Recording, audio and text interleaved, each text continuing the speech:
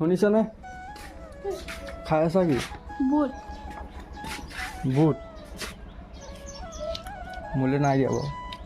আগা হ'ব আগা আগা ৰ'বা ৰ'বা, তুমি মোক চেলেঞ্জ এটা দিয়াচোন বাৰু। চেলেঞ্জ অঁ সঁচাকৈ অঁ দিওঁ দিয়া।